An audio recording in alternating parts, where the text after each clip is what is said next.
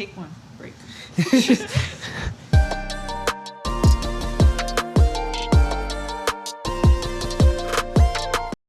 Welcome. Grab your drink, grab your snacks, grab whatever refreshments.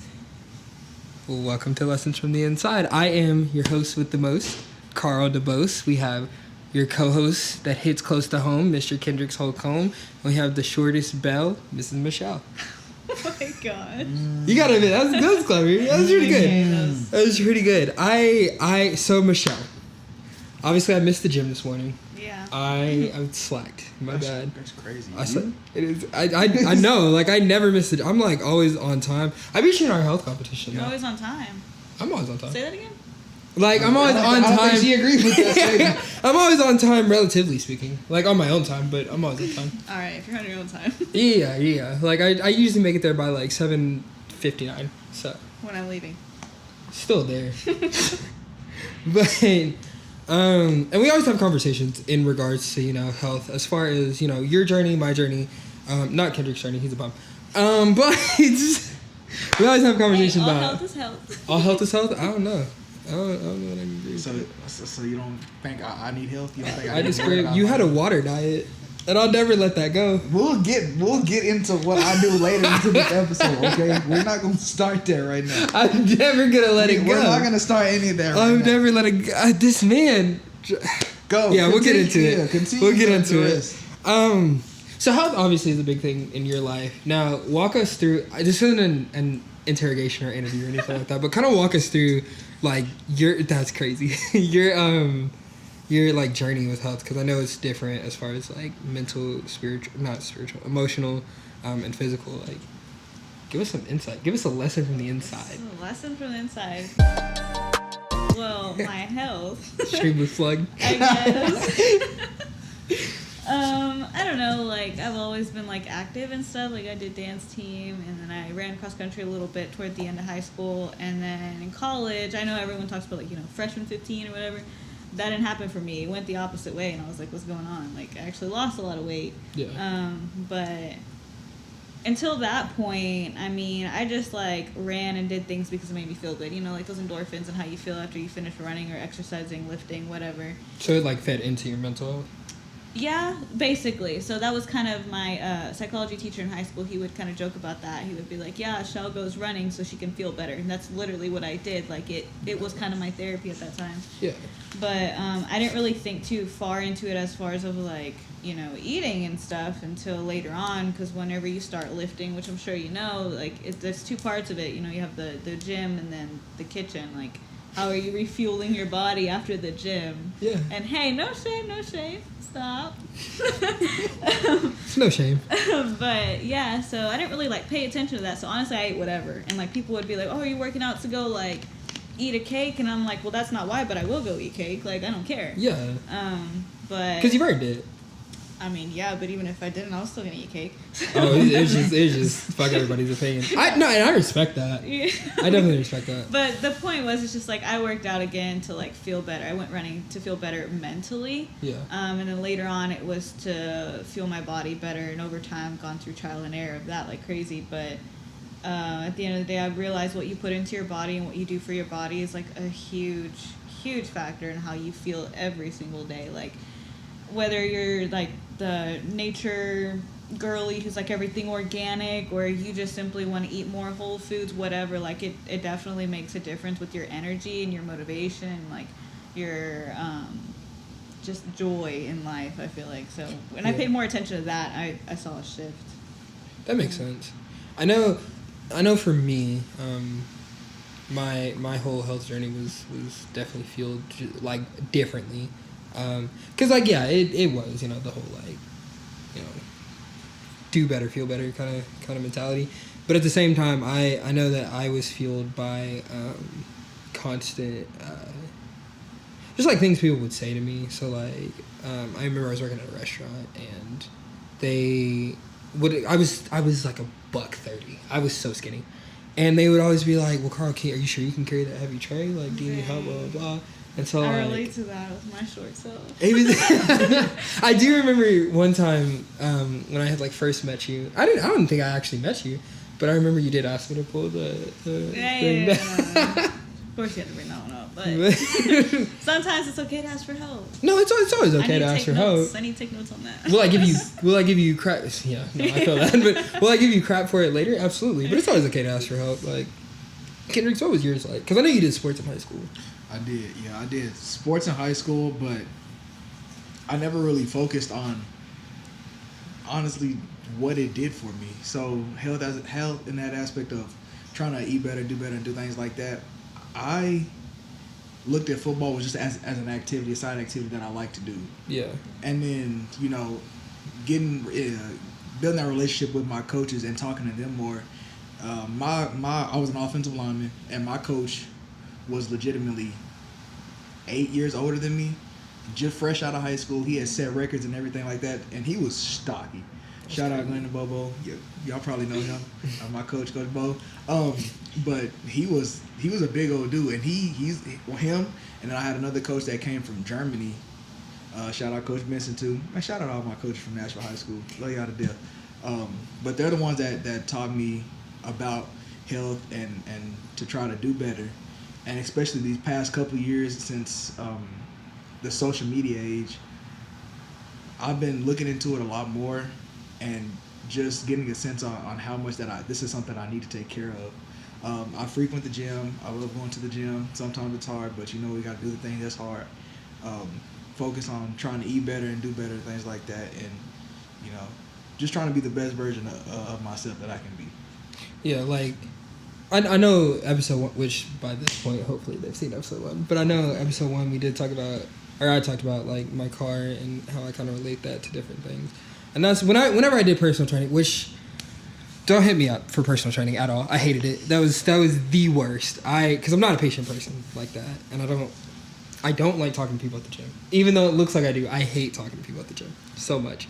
But we can dive into that in a later episode as to why I do that. Listen, to that. But one thing I would always tell like my clients is that I feel like health is similar to a car. And so like you got to put the right things into a car to make it function correctly, because the moment that you put something like bad into a car, like you put sugar into your gas tank, yeah, that thing's, you've totaled the car out. Like it's done. Well, I mean, how do you think your body's reacting? Like, and I know I'm not perfect on that. Like my parents come into town and I would say, what's a diet? Like that's the thing though, is I feel like people forget to live, and it's like you can things like that, like holidays, people visiting for no reason, or you know, things like, you know, I'm moving and I want to go out to eat with people before I don't see them for a while again. And so it's like, yeah, I have a diet right now, but you know what, I live once, I may not see you tomorrow. Like that's the reality. And we were talking about that earlier, like death happens and it's inevitable. So it's like, live now. Your body, as long as, you know, 90% of the time you're taking care of your body and like replenishing it with things to say like, I'm grateful for you, but not punishing it for like, oh my God, I ate too much Taco Bell or whatever. Yeah. No, and I definitely agree with that. Now, so one thing that obviously we can't understand is like the health aspect for a woman. And like not in like one specific sense. I know mentally it's for sure different with y'all versus us, just because I know that y'all face different things, and one in the gym, but I mean two just in life, right? Than we do. But then the emotional health, like how do you properly take care of those? Because I mean, again, with mental and emotional health, it's either you figure out a way to do it silently or you just don't do it at all as a man. As a man? Yeah. Yeah. Every woman's different, so I can't speak for all of us, but... She's lying. She's speaking for everybody. No. For me personally, I don't know. It's taken years for me to, like, actually be aware. And they say, like, self-awareness and emotional awareness, like, it takes time to, you know, feel your feelings. That's one big one that I've said to people. People have said to me, and, like, I feel like even to this day, I still struggle with actually understanding what that means. Yeah. And it's like sitting with how you feel. How does it physically, again, it comes back to your body, because like everything does kind of reflect in your body and the way your mood is and all of that. It's like, how are you actually feeling in that moment? Some people will like let out the, you know, the super, what's it called? Like energy, I guess, all the energy through the gym or running. And I think that went off.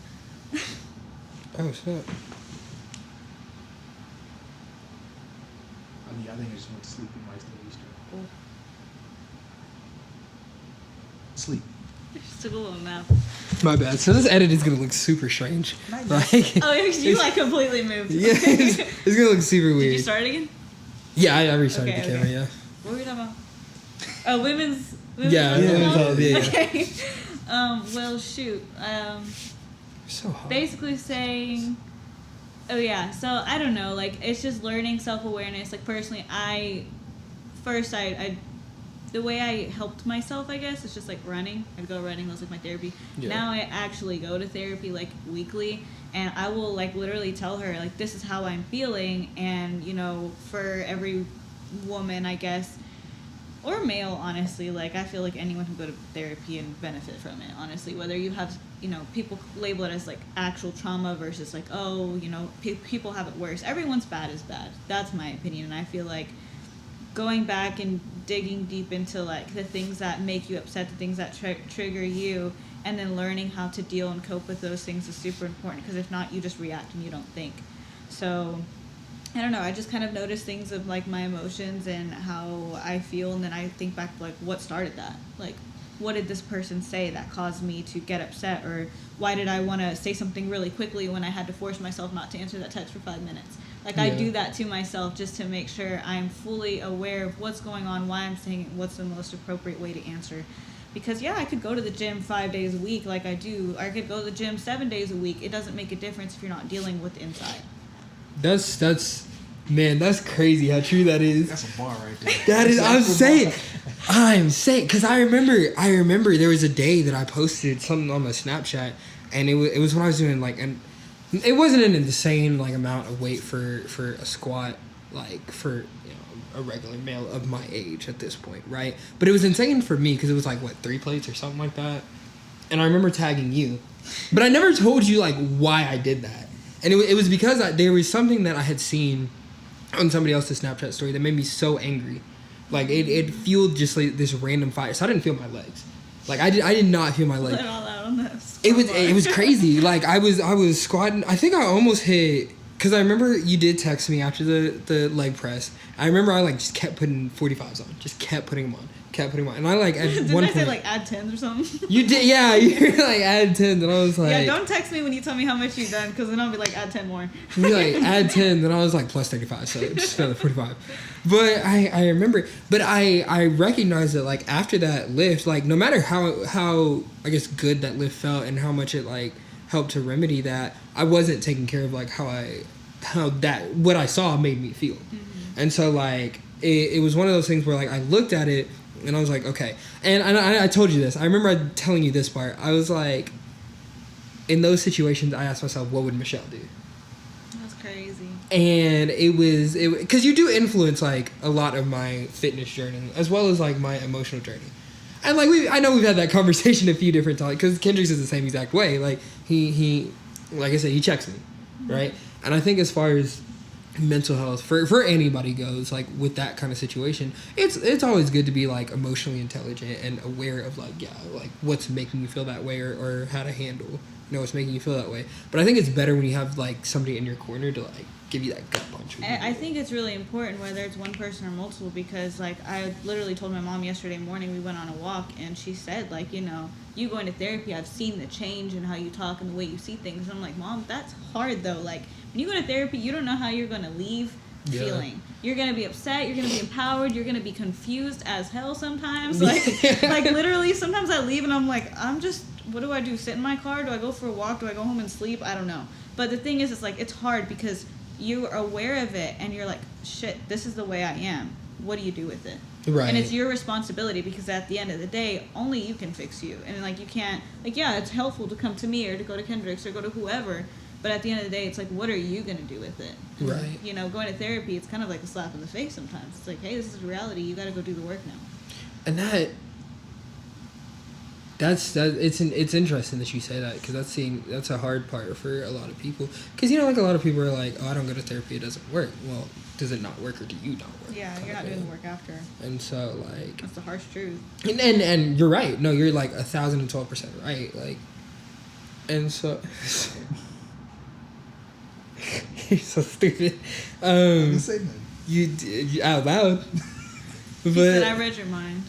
But like, no, and what's actually interesting about that is that like I recognize that you don't necessarily go to therapy. Like you are, I commend you as well because you're so emotionally intelligent that like I remember when I was like still messed up about you were like, well, sometimes I just take something, I think about it for 5 minutes, I'm like, damn, that hurt, and then I just move on, and I thought to myself, that's fucking stupid. Like, I was so mad. I was so... In the situation that I was so upset about, I was so mad when I heard that. I was like, if I could just get up and move on, I'd have been done. But, like, as I've grown and as I've matured in the, 7 months since you told me that, as I've grown and matured, I recognize, what you mean by that as far as, not holding on to something that really bothers you. And, I don't know. What all do you do? Because, I'll see some of the stuff you do on Snapchat, and I'll, say, oh, man, this is stupid. I would never. But, it works for you. I was going to say, okay, so I'm not going to lie. I don't deal with it in the most appropriate way deemed by society standards. I'm an old soul at heart, so kind of old school ways of, put a Band-Aid on it, get up, and walk it off. So whenever... was it my first couple years that I got here? Wasn't in the best space. You can ask my roommates, some of my friends, my fraternity brothers. I used to tell them all the time. I'd be out walking at 3 a.m. in the morning because I just couldn't go to sleep and I didn't want to be alone in my room or something like that. And that was kind of hard to deal with, but I feel like something shifted in me one day, and it legitimately just hit me. It was like, I don't want to feel like this anymore. Yeah. And I feel like once I made that decision, my brain was like, all right, well, let's start trying to do things to help you get over that. So say I was dealing in situations with a girl at the time. It got to the point to where all emotional connection to her kind of just shut off. Because it was like, you have a good amount of power on me right now. If I have the power to take that away from you. If I do that, that's a burden off of my shoulders. So I did that, and it set me free in the sense to I felt like I could breathe after not being able to for so long. Yeah. And that's just that's a lot of how I deal with a lot of my problems. It's there's a shift in my brain. It's kind of like a switch, and I feel like this is a superpower for me because like you said, not everybody can just do it. Right. Yeah. Sometimes you something happens and I don't hold on to it. I got the ability to just legitimately think about it for 5 minutes, analyze the situation. I feel like Dr. Strange sometimes. I forgot what movie. With the little I'm sitting there playing in every single possible scenario, and I'm just like, okay, if none of these benefit me, then what's the point of holding on? Yeah. Drop, and then I'll walk off. See, on a lot of people, that takes time, me including, to realize that. It's like, why are you going to stress over these million things that probably aren't going to happen? Yeah. I feel so attacked right now. No, you're talented for that, because it's a really good trick to have. See, some people got to go to therapy for that. Yeah. And a part of being that old soul is that mentality that, okay, therapy's cool and all, but I don't feel like it's what I need. No. Yeah. And I feel like I've developed that quote unquote superpower to be able to work through my problems on my own, and then also in a spiritual sense, I also got some help on that end. Yeah. Yeah. And I definitely get that. I know me personally, I'm a very emotion driven person. I think between what you two have seen of me, I'm a very emotionally driven person. And but I remember as far as the piece of being a male with emotion and taking care of your mental and emotional health, there's this TikToker. Well, he's more than a TikToker, he's an influencer, but I see him on TikTok. His name is Armani Traininer. And I think I sent you and Glenn the thing. That's my dog right there. But he was so good, and it was interesting because I meant to send it to you too. You told me it wouldn't. You just sent me a thing. So I'm so sorry because it was in the middle of the gym, and it was you had sent me those 4 texts back to back, and I was so stuck on that I don't know. The sad part is you influenced me to go scroll on TikTok after that. So that's horrible. So I'm ruining mental health. Because TikTok is not good for people's mental health, but he really is. His so Armani Traininer. And his tagline is anybody can get it. And I love that. That's so hard. But I remember the video that I sent y'all was or that I was supposed to send you, was congratulations, you're a man. And he was going through everything. And like, but the ultimate like lesson in what he was saying was that like, yeah, you're gonna run into these hardships. Like you're gonna hit these emotional walls, and that's cool. Like it's about how you get past those walls. Because like no wall is too high. None. No wall is unbreakable. There was another one though that he said, and I'm trying to remember it like off the top of my head, but it was so good. Like it was phenomenal what he said. It was something to the effect of like it was about love. That's what it was. It was like, you know, there's two people in this world as far as like who you love and who loves you. There's the person that like if they wrong you and they love you, they're close to you, and they say, hey, my bad, like, you know, like how do I work with you to fix it? And then there's the person that like you love, right, is close to you, and they didn't care. Like, so you have the one that cares, the one that didn't care. And he said, as respectfully as possible, get the fuck out of my face. And it was one of those things where like in a lot of situations, right, I've felt like people care about me, or what I perceived to be people caring about me. And if I care about you, I try to go the extra mile for you. Like that's always been a thing that I feel like my dad instilled in me, is that like no matter how much you care about this person, you care about them. So like go that extra mile. And because like a lot of the times I had the second option as far as people around me, because of that, I don't think I took care of my health, and I think I sacrificed so much of who I am as a person for those other people, which then led me to be like the whole, like I told you earlier, like the I don't care attitude. Mm-hmm. Like, and I do care, but like I don't care in the way that I think people expect of me anymore. It's crazy you bring that up, because me and my therapist actually talked about that last week, about like being an empath. Is that how you say empath? Yeah. So like you're super on that end of the spectrum where you care about everybody. And I told her like I had started to feel that switch with me. It's not like I'm heartless or I'm careless about people. Like I still care about like my family, my friends that are super close and all that. And, you know, genuine strangers and stuff like that. Yeah. But it's like there comes to a point where you have to put up a boundary, because if you care too much and you neglect yourself, you start to kind of like pour out your heart so much that you're not really just kind of putting that boundary up for yourself. And like, I don't know if I'm wording this correctly, but I get what you're saying though. Like you have to pull back, you have to find that balance a little bit. So you care about someone, but again, you can't do that for them either. Right. Because then you're just hurting yourself and stressing yourself out. It's like walking on like this tightrope essentially, like, because you want to, and I think that I'm better about it now with the smaller group that I have around me. But like that walking on that tightrope is so incredibly important to me, because like even with the two people that I live with in this house, it's I find myself on both ends of the spectrum as far as like how I care about people. And so like with Lex, it's a harder love, right? And so I love him like he's my own, but it's tougher because we're both type A people, and so like it's easy for us to clash. With Ryan, he's more type B. So he's like, which you haven't met Ryan yet. I just thought about that. With him, he's more type B. He's like, he's a wonderful dude. He's like, whenever I was at my lowest point and not feeling great about who I was as a person, that man picked me up, and he was like, man, I don't know what to say, but I'm here for you. And that meant the world and more to me. It's like the people that at that particular, in that specific instance, over pretty much any other, it was like the 7 people that I told that weren't my family, the 7 people that I told about that situation, it was like, we're here for you and we don't know specifically what we need to say, but we love you. The one person that, my ex, like when I like hinted at that situation towards her, she was like, go get help.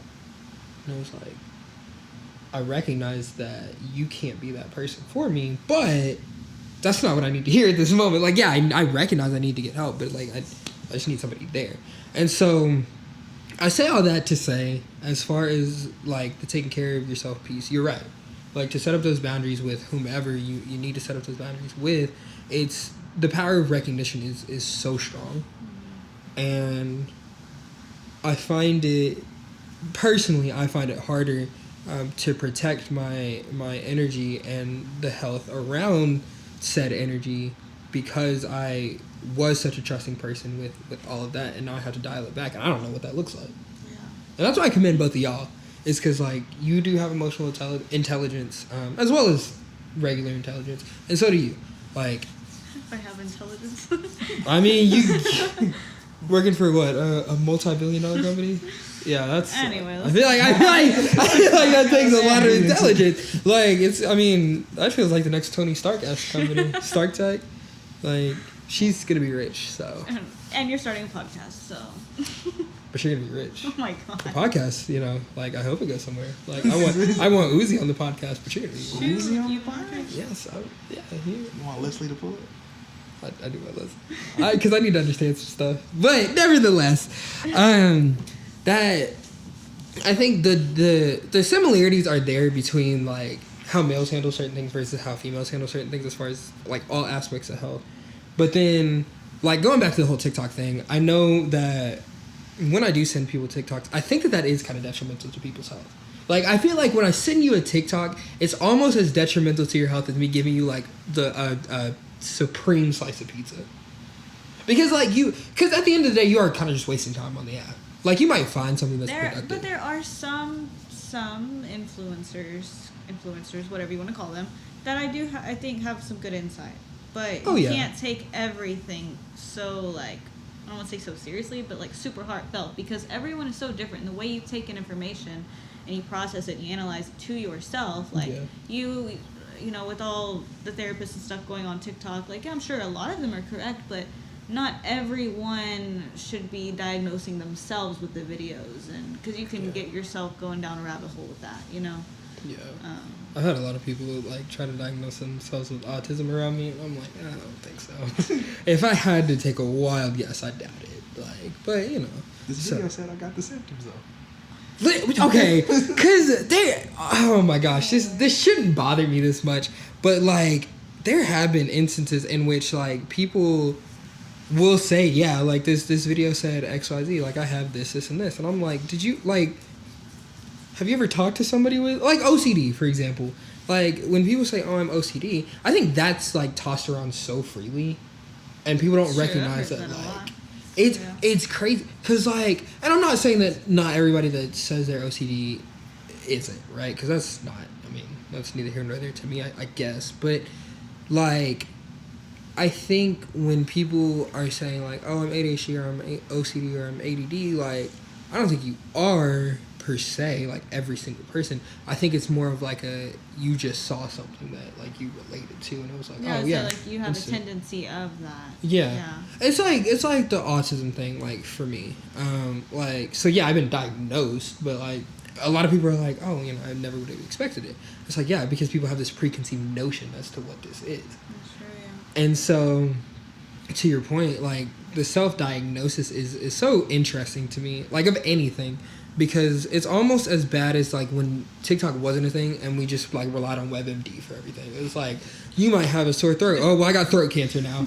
Like it's wild. It's wild how far the internet has like been able to take us down different rabbit holes and like destroy our understanding of like. I do like though that it does give you the extra perspective, I guess. So like other people's perspective, you wouldn't know what people from all over the world now are thinking, and you're like, oh, I didn't think about it that way, or maybe it causes you to go ask a friend that you wouldn't have asked, or a therapist or a teacher or whoever that you trust, of like, hey, what do you think of this? I think that's different, because then you're going and having a conversation and then, you know, analyzing it and yourself a lot more, and I think that can be healthy. Like actually taking the effort to like or taking the time to understand. To really understand it. No, and I definitely agree with that. So obviously the topic of this episode is health. That's the big thing. But I think when we dive past like just the regular nuances of what health really is, do we like? I know how you are with this. Do you ever like stop to take a second to like see how food is like affecting your mood, like beyond just how your body looks and body dysmorphia and all that? Like, do you ever think, man, this slice of pizza made... Well, I know you're not, like, a super unhealthy eater, but, like, have you ever watched somebody eat a slice of pizza and you can kind of tell their mood was declining a little bit? Yeah. Yeah, that's why, quote-unquote, I do these crazy diets. They are crazy. They're not crazy. They are crazy. A lot of them are for health benefits, but some of them I conduct as experiments just to see, like, what'll happen. And when I say the change is so drastic between, like, the different foods that I eat... Like, I try to stay away from a lot of unhealthy stuff because I do feel, especially if I do late at night, I wake up tired, groggy. My stomach is sitting there having a debate about politics with me in the morning. It never goes well. Having a little filibuster on me. You see, like some of the stuff that I've done, like, so my fasting. So I'll fast for a week at a time. Yeah. What kind of fast? A fast with a regular fast. What do you? A water fast. That's crazy. No food, like solid food for a week. No solid. You see food. how crazy it sounds? Yo, y'all hear this? You hear how crazy this sounds? That's a fool. I'm always hungry. Okay, see, and that's something that is hard to deal with because I do be hungry a lot sometimes too. Yeah.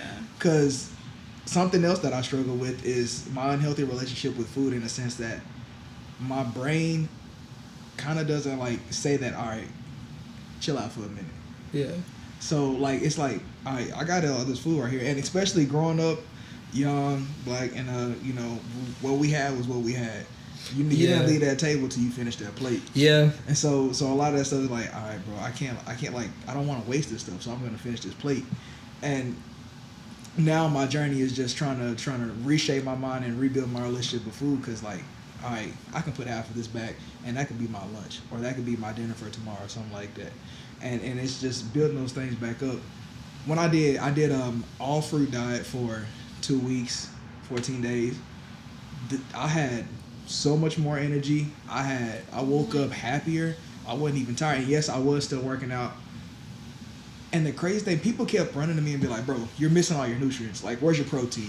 Where's your iron? Where are you getting all this stuff from? From a lot of things that people don't get is that nature provides us with everything that we need. We can survive without being meat eaters. People have just been conditioned to do it for so long that whenever we stray away and try to, quote unquote, say connect to our old roots, it's seen as something that's so outlandish nowadays. When in all naturality, bro, like I checked some of my levels, like some of my stuff whenever I did the fruit diet without all the meats and without all the other stuff that I was eating, and comparing it to when I was just eating regular foods, some of my stuff was like off the charts, like at regulated good levels than rather than when I was eating the stuff that was quote unquote supposed to build those things up. And I like, it didn't make sense to me at first, and that's why I continue to do these things now, because it's like, okay, I feel like, especially in this country, this day and age, our leaders, people that we follow, they spread so many untruths and lies. Like, what all have they been lying about? Oh man, politicians are like, I think they're just paid to lie. Yeah. So like, I definitely get that. I think truthfully, so the frugal, okay, I give you crap for the frugivore diet. I definitely do give you shit for that at the end of the day. No, okay, but the water diet is wild. The water diet is wild.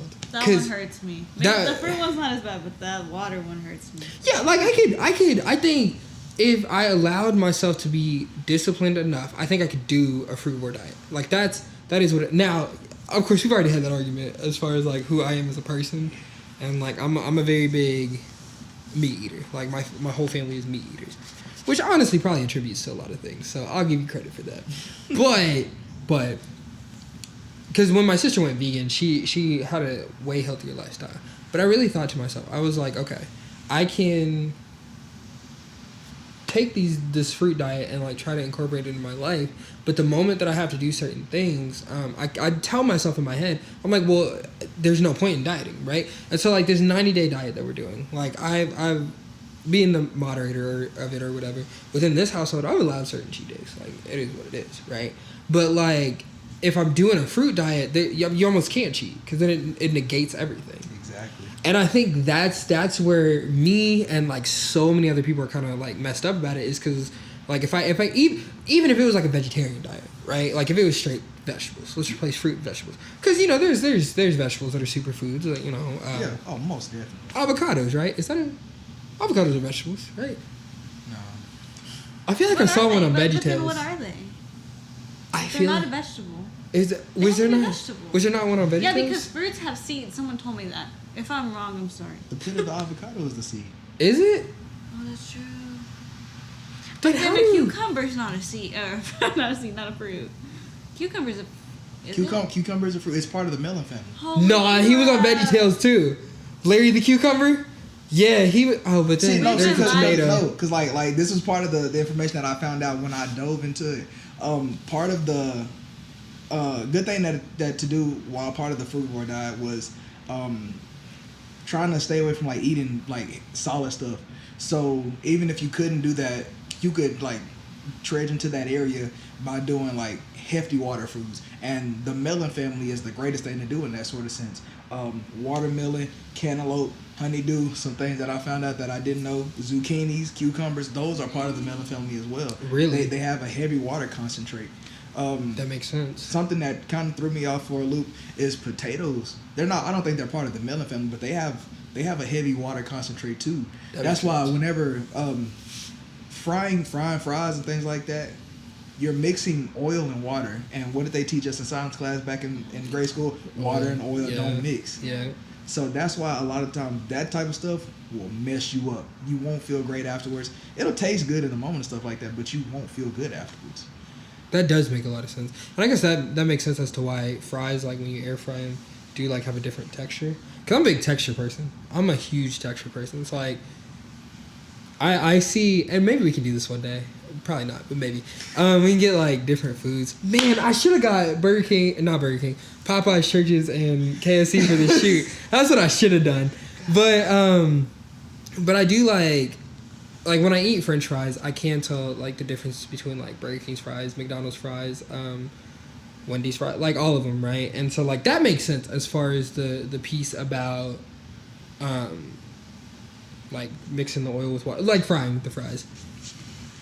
I guess I just never really thought that hard about it. Because, you know, when you air fry something, it basically dehydrates it. And so, like, but when you air fry potatoes, like, you still, like, get that softness in it. Yeah. And so, like, that's why I don't air fry French fries a whole lot, is because, I mean, you know, yeah, the texture is completely different. It's so weird.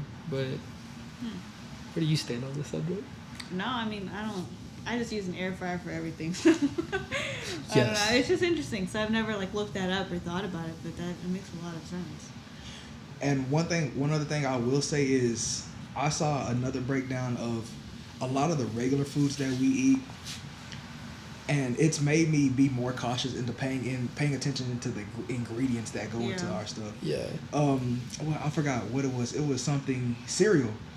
95% of the cereal out there that we eat has a legit toxic chemical in there that is used for something else. It's like found in rust or something, and like that's crazy. A lot of times they'll be like, people like the big people that make these things, they'll be like, okay, yeah, but it makes it good and everything's good in moderation. Like it won't kill you. Like the fluoride in toothpaste.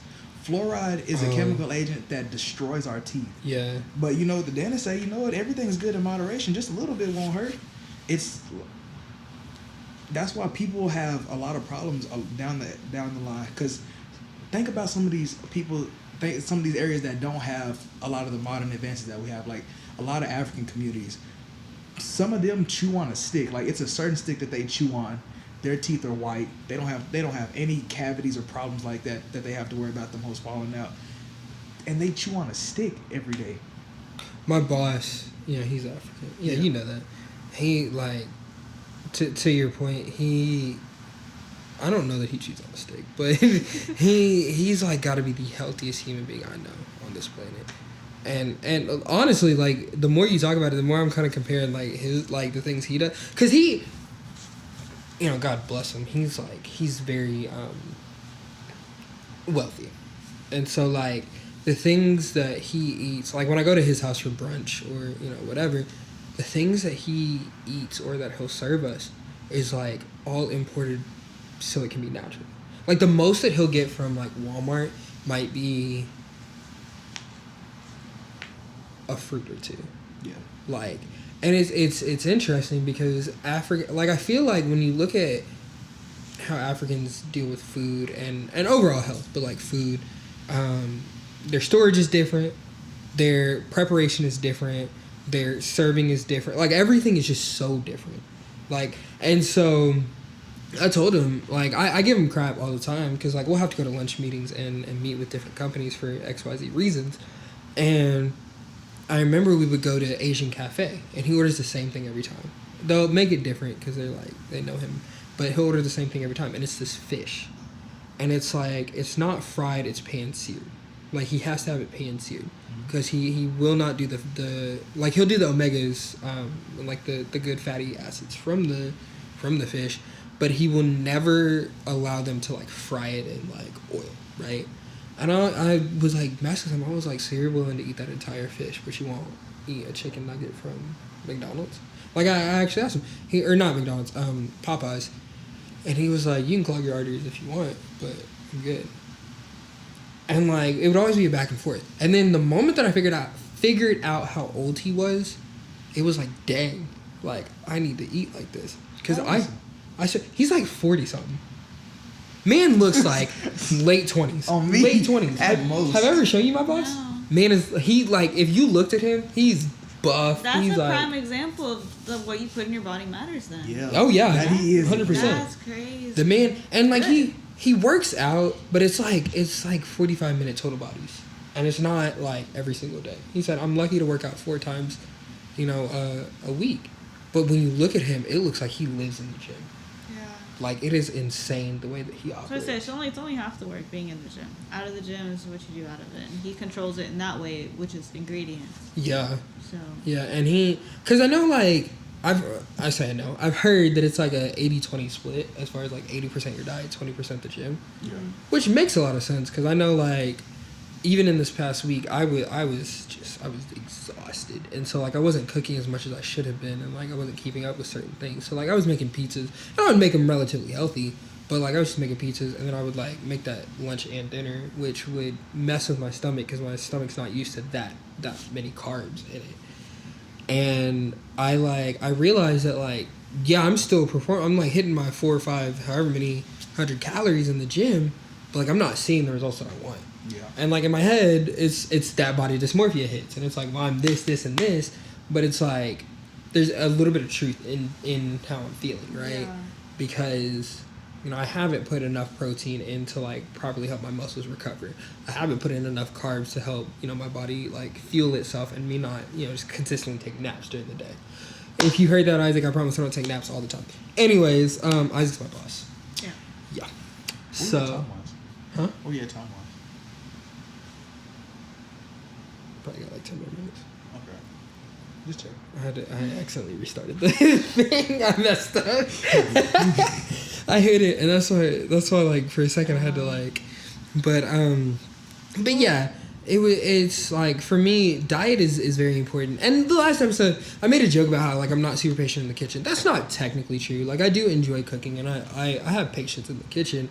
It's just a matter of like when I was, in certain relationships, whether it be friend relationships or romantic, yeah, like I was the one that cooked. Like I was always the person who had to cook for everybody. And so like I don't want to say I got burnt out, but it's like the passion that's there, like I have to really be feeling it. I have to be having like a manic week to like be like, okay. And when it's I feel like kind of ties back to what you said earlier, doing things for others and forgetting about yourself. It's like you'll put in all the effort because your friends are there, your girlfriends are, whatever. But whenever it's like you're here alone, it's like you care about your body, but if you're not putting in that effort to take care of you too, then that's where you're losing the balance again. It becomes like almost pointless. Yeah. Like, and I hate to say pointless because it's not at the end of the day, but it feels that way. And I think as I start to explore, more relationships, I think that I have to surround myself with people again similar to y'all because I know both of y'all cook, so it's like okay, like even Kendrix, like when we have our small group meetings, I know that you'll like come into the kitchen and help me cook, like, and not that the rest of them can't or I guess won't, but it's like this feeling of I don't have to do this alone, like I'm fine. Yeah. Because like with the pizzas, God bless how that would have turned out. Like if I hadn't had you, and I know with the grilling, that was like both times that was hard on me because like that was the first time I'd grilled by myself. And like my dad was, you were there. My dad was impressed. He was like, no, I don't think you were there for that part. But my dad was like, I remember when you used to hate grilling. And I was like, no, it's fun. I made a messed up joke though. I was like, I had to shed a little bit of weight talking about my ex. Yeah. It was like that's messed up. But nevertheless, I mean, You're right as far as like that it is a lot of me putting others before myself, and that's not necessarily a bad thing as far as like other people go. But once you find that balance, I mean, then you're golden. Golden Balance. That's a dude on YouTube. Shout out Golden Balance. He cook a lot of stuff too, but like, he be throwing down in the kitchen. Healthy stuff. Yeah. Healthy / subscribe. Regulated stuff. I mean, he's probably got like way more followers. Shout out to Golden Balance. Shout out all those cooking channels, bro. Nick DiGiovanni, Golden Balance, all of y'all, bro. Y'all be turning me up. We should, whenever you come back to visit, we should do like a podcast episode where we're like cooking in the middle. Dude, I'm down. That'd be so much fun. Oh my god, what's your favorite meal to cook? See, okay, I was actually just thinking that. So back in my more unhealthy ways, I don't want to say unhealthy because I was eating healthy foods, just not enough. So back, a couple years ago, whenever I was just very hardcore into fitness, eat healthy, I wasn't eating enough food, and I cooked a lot. Mostly because I felt like I needed the control of what I was putting into my body, which, again, is healthy until you take it too far, and it's like every gram of whatever. If you're weighing everything, if you're spacing everything out, you're planning every single day, that's fine if you're actually fueling your body the right way. Yeah. But, so back then I used to cook all the time. Like, I would cook, like, I don't know, just spaghetti and, like, but it was always, like, lean turkey, like, ground turkey or lean things, chicken and all that. But, I honestly don't cook as much as I used to. I literally threw in chicken in the air fryer and had my little mini rice cooker cooking, and then I went to go take a shower because I was like, I'm exhausted, it's 8 o'clock, and I didn't cook anything the whole week. So that has been my go-to lately, but I need to expand because, big girl job's coming. I'm not eating chicken rice every day she's for the next upgrading. 30 years. You're going to start making like sushi and whatnot? Dude, maybe. I don't know because I need something different, but... What's yours? I know you're like, oh my gosh. I don't have a favorite thing to cook. Your catalog of food is just so extensive. Like, man. I remember one day this man made fufu, and I was like, I've never met a African or a black man that makes fufu. Like, and it was good. What's fufu? It's an African dish. Okay, so little insight. Follow me on my socials, mrshjimmy. That's my Instagram. I got a lot of my stuff over there, but I cook a lot, and I cook everything under the sun that I can. Something that I made when we were over here for a friend's day was something called fufu and egusi soup. So fufu is sort of like a dough ball made out of a certain flour, plant flour, cassava root, and plantain flour. It's different ways to make them. I saw one person, they did all that, then they added some potato flour in there. Different ways to make it. I did mine with just cassava and plantain. Made the flour myself, dehydrated it, shredded it up, sifted it out, make sure I got all the fine bits, and then, cooked it up. The soup, I made mine more non-traditionally. It was more tomato-based, which is usually a pepper-based stew. Tomatoes, peppers, throw some spinach in there, some actual egusi seeds, and, just cook it up. I loved it. I've made that like 2 or 3 times. Something else I made, Nigerian jollof party rice. It's a tomato-based stew rice. It's so good. Tomato-based fried stew rice. Right what the heck? I love making stuff. And like a lot of stuff I do, part of that healthy thing is like I try to make my stuff from scratch. Yeah. So like all my pasta, first thing that really pushed me into cooking was ramen. I spent one day, 10 hours, broth from scratch, noodles, scratch, everything. I spent like 5 to 6 hours on my pork belly I had an actual pork shoulder, and I cooked that up in the oven, got that right, and that's what propelled me into doing what I do now. I've made bao buns, xiaolong bao. I've made dumplings, chicken, turkey. Try to stay away from the pork. I don't do too much of the pork. Fried rice, I got like different ways to make my fried rice. Salmon, I cook anything that I can in the sun. I just recently made lamb. I like that you're going to all different cultures too. Everything you're naming, like that is so cool. And that's one of the big reasons I want to travel. Because I want to try the food everywhere. Because like y'all said, like here versus getting imported foods, it's different. Oh, really 100%. Very much so. 100%. I think, granted, the only time I've been out of the country thus far is like to Mexico. And even that stuff was like, you know, different because I know out the country, bro. It's no, but it's not. But like it's Don't make it here though. I mean, kind of, cause like with Mexico, it's one of those like casual out of the country experiences. Like so, like 3 out of 5 people you talk to, yeah, I've been to Mexico, whatever. Okay, but. Well, maybe in the I guess the U.S. or just this part of the world. Yeah. Other places, maybe not.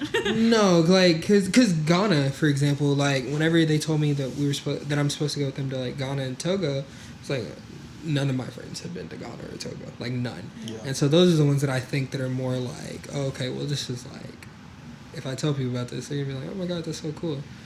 That's something if you have, I don't know, gone to Europe or anything, when you're in one European country out there, like, literally so many people are like, yeah, I went to, I don't know, Paris last week.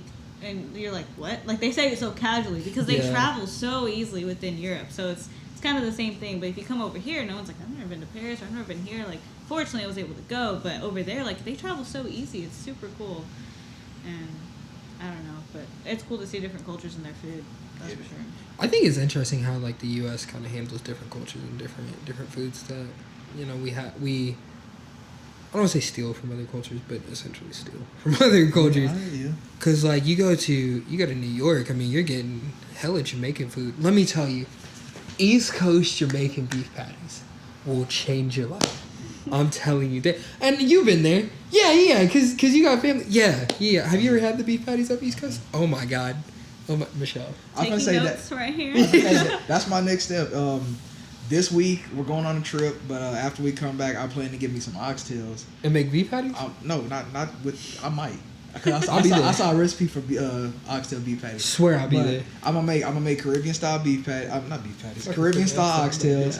I figured out there's a way to make Spanish oxtails. So I'm finna throw that in the kitchen when I get back, and I might have to dwell into the beef patty range too. You posting these recipes, right? I don't know about the recipes. I'll post the after products. But she said those recipes are secret. Like I said, follow my socials.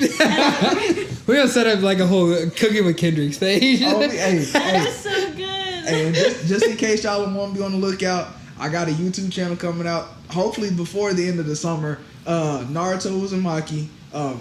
I'll tell them to link it all and everything like that. It's gonna be a gaming channel / content channel. So like I will have some cooking stuff on there. Cooking with Kendrix. You already know how they're rocking. Come on. I'm following.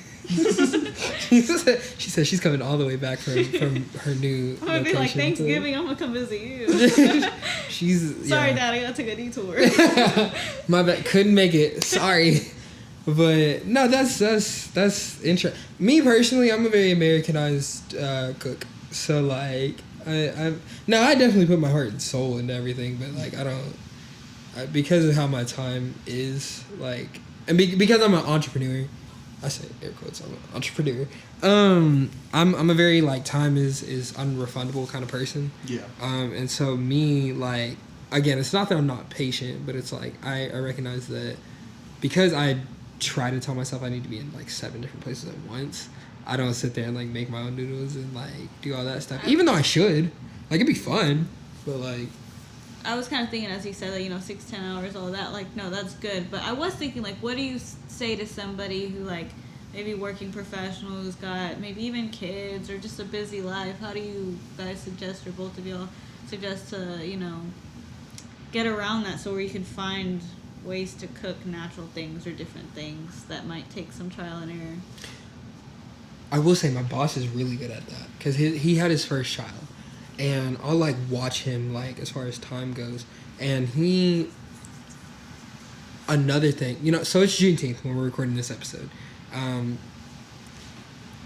that'll make sense contextually in a second, but one thing that I notice about Black culture, not even Black culture, just American culture, because Black culture is not this way really, but American culture is that like it's a very like every man for themselves kind of environment, and so like I feel like whenever you're like raising a kid,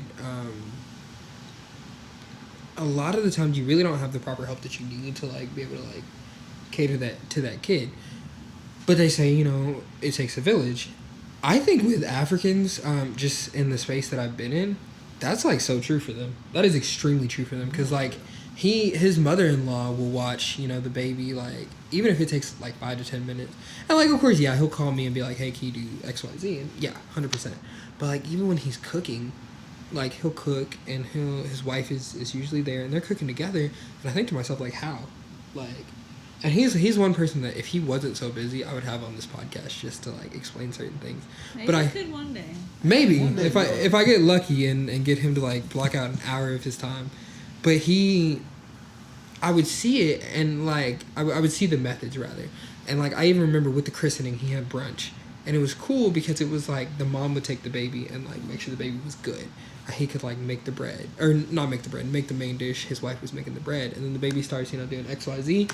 Wife's taking him, mom's finishing up the bread. He's like finishing up the main dish. Baby wants dad. Dad goes.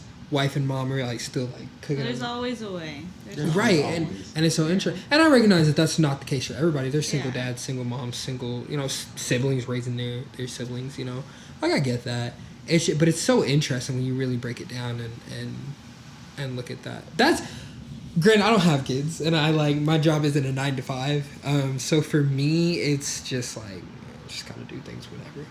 But like when I think I did have to schedule my time out a lot more, and it was a lot more stressful. That's why I'm a big fan of the whole like 4-day work week thing. But since we're not political on this podcast, I won't get into that. I will not get into that. That being said, I think we've heard a very wide, diverse, and good lesson from the inside of our hearts, from the inside of my home, from the inside of our friendship. How do we end this one? What debate are we going to start? Before we do dive into a debate, I just want to say one last thing. Back to the ingredients of the food that we consume. Watch out, all the people out there, make sure you're watching all the stuff you eat. Because like I said, there's a lot of toxic chemicals in there. Do your research on the majority of the chemicals and stay away from the dyes. Earlier in this podcast, we were talking about a bunch of stuff that requires you to go to therapy, a bunch of different mental health problems, things like that. A lot of that comes from those dyes. Those dyes do rewire and rewrite your psyche in a way that throws you off. Make sure you're paying attention to that stuff and staying away from those things. Because don't trust all that fat-free and everything like that. The companies are doing the bare minimum that they can just to get a market, hit a checkbox, and make sure they can get their product out there and make money.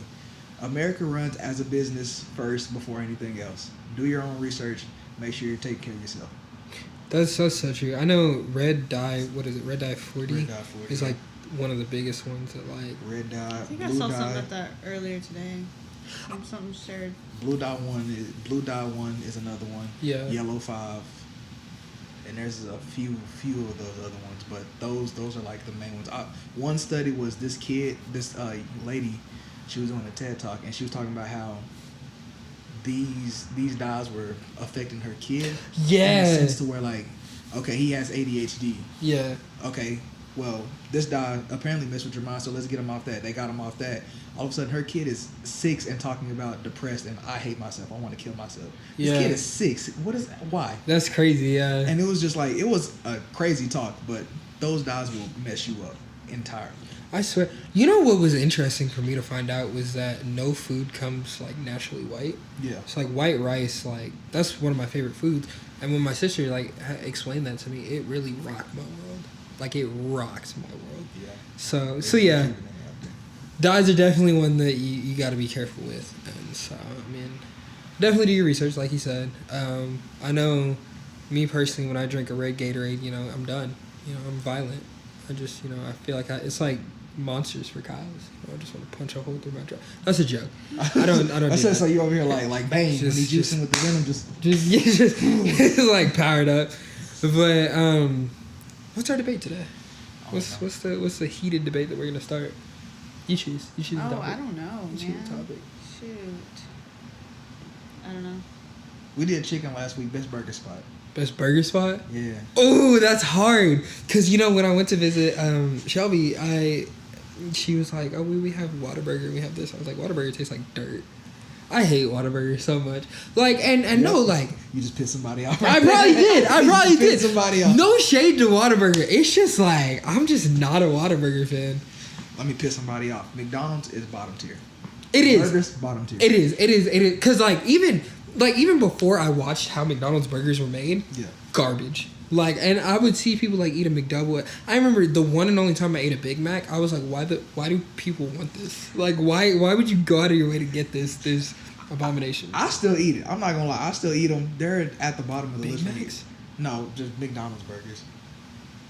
That's disgusting. It is. I haven't had one in like about 2-3 months. He compensates for all the good cooking he does. Yeah, I gotta have some. Yeah, He said I gotta once live a every little blue sometime. Burger King is better. I gotta live. Burger King is better. I'll give you that. Brahms, I will say, like as far as fast food goes, Brahms probably has the best burgers here. Y'all, I don't like burgers, so that's why I'm like sitting here like, damn. But I would actually have to agree with that. I think Brahms is one of the burgers I had that was not that bad actually. But if anything, if I were to choose, I'd cook the burgers at home. Like I can't. I mean, I think everybody would. But yeah, I would go with Brahms probably. It's kind of interesting because like shameless plug again. Like I think I'm gonna release a seasoning line, but I had to season the burgers for the day before Father's Day, and my family was like, "You seasoned this so well," and like I maybe one like if I actually because my dad does want to do like a food truck or whatever. So if I ever actually do like make that into a seasoning, maybe I'll like release that. I don't know. That'd be really cool. Hey, we all just got a whole bunch of stuff coming out, bro. YouTube channel, cooking truck, bro. It's over with. Come on now. What's your thing? Owning. Can I say what company you work for? No. No. Billionaire lady over there. That's all you can get. Owning. I'm trying to figure out how to reference. I'm trying to do more like the. I think you follow it, that page. I haven't done anything on it, but kind of like the holistic health of being in your 20s. Oh yeah. Mental health, overall fitness of like your mind and your body, spirit, all of that. So I'm still working on that, but it's kind of on the low right now. So back in. When you move to the city that you like moved to or that you're moving to, are we gonna see like you pop out with the podcast talking about holistic health? That'd be cool. I kid you not. That was one of my first ideas of the podcast. I was like, no, I'm too shy to be in front of the camera, but here I am. So. But yeah, you're killing it. You don't necessarily have to be in front of the camera. No, just upload it on Spotify. That's true. You are doing a really good job, though. I have a blog though, so that's, you do have a blog. That's that. Follow the blog. Yeah. What's the blog? You gotta tell them what the blog is. See, that's the thing. We still up and coming. I'll let you link it later. I'll probably link it in the first and second episode just to be an ass. But thank you. I hope you enjoyed your refreshments. I hope you enjoyed your snacks, and I hope you enjoyed every lesson that we taught today. And I'll see you next time on the big beige couch. Beige? Is it beige? More like a tan. Tan? Yeah. Yeah, the same beige. Beige is like... That'll be the next debate. Beige is a depressing gray. Beige is a depressing gray is a wild thing.